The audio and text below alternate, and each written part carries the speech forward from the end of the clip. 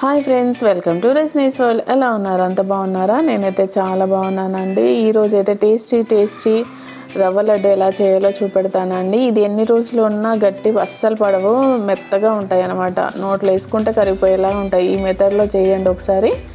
ముందుగా నేను ఒక 1/2 kg రవ్వ తీసుకున్నాను. దాంట్లో ఎండు కొబ్బరి 2 పెద్ద ముక్కలు తీసి మిక్సీ పట్టేసి ఆ పొడిని కూడా ఈ రవ్వలో కలిపేశాను. దాంట్లో ఒక చిన్న టీ గ్లాసు అంత పాలు పోసేసి ఇలా కలిపేసి ఒక 1/2 hour నానబెట్టాను అనమాట. ఎండు కొబ్బరి వేసాను కాబట్టి నేను పాలు పోసాను. పచ్చి కొబ్బరి అయితే పాలు పోయిన అవసరం లేదు. పచ్చి కొబ్బరిని మిక్సీ పట్టేసి ఆ రవ్వలో కలిపేసి ఒక 1/2 hour ఉంచాలి. తర్వాత నెయ్యి వేసేసుకొని దాంట్లో మనకి ఇష్టమైన డ్రై ఫ్రూట్స్ ఇలా ఫ్రై చేసుకొని అవి తీసేసి పక్కన పెట్టేసుకొని దాంట్లోనే మనం ఇందాక నానబెట్టిన రవ్వ ఉంది కదా, అది వేసేసుకొని ఫ్లేమ్ని మీడియం ఫ్లేమ్లోనే ఉంచాలి. ఉంచేసి ఇలా గోల్డెన్ బ్రౌన్ వచ్చేంతవరకు ఫ్రై చేయాలన్నమాట. 20-25 minutesలో ఫ్రై అయిపోతుంది. రవ్వ అంతా మంచిగా ఫ్రై అది ఇట్లా గోల్డెన్ బ్రౌన్ వస్తుంది. మంచి స్మెల్ కూడా వస్తుంది అన్నమాట. మంచి స్మెల్ వస్తుంది. బ్రౌనిష్ అయింది రవ్వ అన్నప్పుడే తీసేయాలి. తీసేసుకొని 1:1 1/2 kg రవ్వకి నేను 1/2 kg షుగర్ తీసుకున్నాను.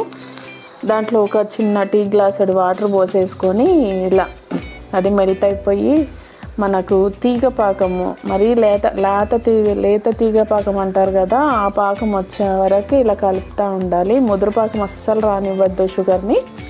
ఈ లేత పాకం వచ్చాక దాంట్లో మనం ఇందాక ఫ్రై చేసి పెట్టుకున్న రవ్వ ఉంటుంది కదా, ఒక టీ స్పూను ఇలాచీ పౌడర్ కూడా వేసేసుకొని ఇప్పుడే పాకంలో వేసేసి ఇంకా రవ్వ అంతా వేసేసుకొని ఇలా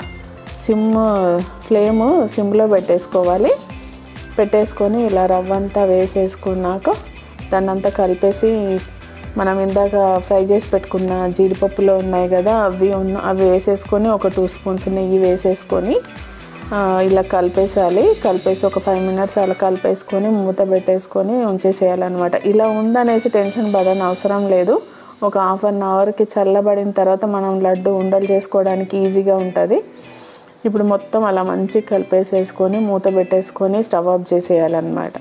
స్టవ్ ఆఫ్ చేసేసి ఒక 1/2 hour ఉంచేస్తే చల్లబడిపోతుంది కదా, అప్పుడు మనకి ఉండలు ఈజీగా కట్టుకోవచ్చు. ఇలా ఉందని టెన్షన్ అస్సలు పడని అవసరం లేదు. చూడండి, అప్పుడు లూజ్గా ఉంది కదా, మనం స్టవ్ ఆఫ్ చేసినప్పుడు 1/2 hour తర్వాత ఇలా అయిపోద్ది అనమాట. ఇప్పుడు ఈ ఉండలన్నీ చేసేసుకొని మంచిగా ఆరనివ్వాలన్నమాట గాలికి, ఫ్యాన్ గాలికి.